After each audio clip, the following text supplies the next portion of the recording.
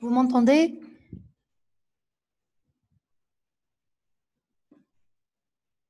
Non. Ah, très bien, ça marche. Merci, Alex.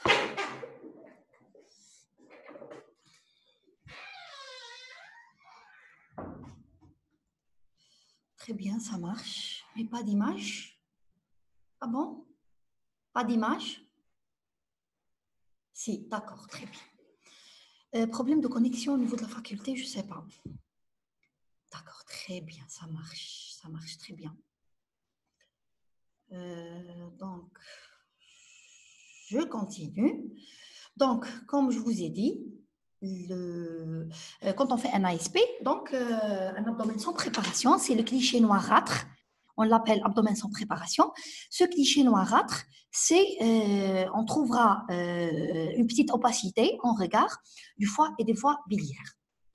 Cette remarque, elle est très importante. La calcification est plus fréquente en cas de calcul pigmentaire, environ 50% qu'en cas de calcul cholestérolique, environ 10 à 20%. Donc, ça peut tomber sous forme de QCM. OK? Très bien. Donc, je continue. Deuxièmement, l'étude de l'aspect de la paroi vésiculaire. La paroi vésiculaire normale, elle est fine, dont l'épaisseur est inférieure à 3 mm. Un épaississement pariétal est un signe de cholécystite. Elle peut être sclérotique en cas de cholécystite chronique ou violacée inflammatoire en cas d'épisode aigu. Deux aspects sont décrits en matière de cholécystite. On a la vésicule scléro-atrophique dont la paroi est rétractée sur un calcul. Voilà l'image. C'est une image prise à notre niveau, au niveau de notre service, par notre équipe. Donc, c'est un calcul entouré de la vésicule scléro-atrophique à paroi très épaisse et rétractée sur ce calcul. Deuxième type qui est très important, l'image est bloquée, c'est bon, l'image est bloquée. Apparemment, un problème de connexion, je m'excuse parce que là, ça s'affiche, connexion insuffisante et tout. Et maintenant, ça va, ça marche? Très bien. Deuxième type, c'est la vésicule porcelaine. Très bien. La vésicule porcelaine, dont la paroi est rigide. Voilà, une vésicule porcelaine. Kif, c'est une image prise du service. Quand on ouvre la pièce opératoire, rame les clips, l'artère et le canal cystique et l'artère cystique. Voilà les calculs. Un gros...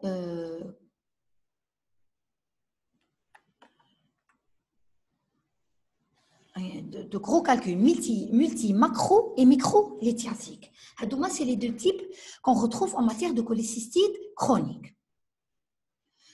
Selon l'aspect de la bile, la bile elle est normale, jaune verdâtre, limpide, filante.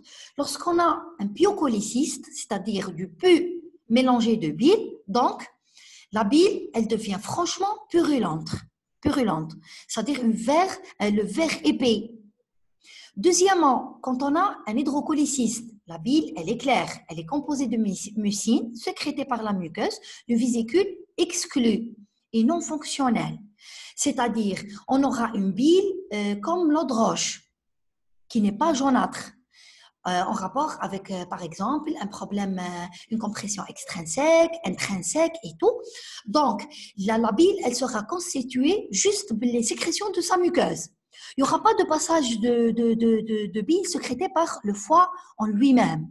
C'est pour ça qu'on trouve l'aspect clair. Troisièmement, la bile peut aussi être très épaisse, noirâtre, en forme, et forme ainsi ce qu'on appelle le sludge vésiculaire, qui est le plus souvent décrit en échographie. Je vais vous montrer après l'image du sludge vésiculaire en échographie. Donc, même en absence de lithiase, le sludge peut être à l'origine de cholécystite, ce qui justifie bien sûr la cholécystectomie. Le sludge vésiculaire est une espèce de petite boue qui existe avec les calculs ou là seul. Soit c'est le premier stade de la formation de calcul, soit ça persiste, c'est-à-dire les calculs ternaires se forment normal et ça persiste encore. Association avec les calculs de ce sludge. Avant de former des calculs, il s'agit de cristaux où il y a une bile extrêmement épaisse que l'on appelle le sludge. Cette boue très épaisse peut empêcher l'écoulement de la bile dans les canaux biliaires parce que c'est une bile vraiment lourde. Voilà l'aspect échographique, l'image échographique du sludge vésiculaire au niveau stagnation de bile ou la de boue épaisse au niveau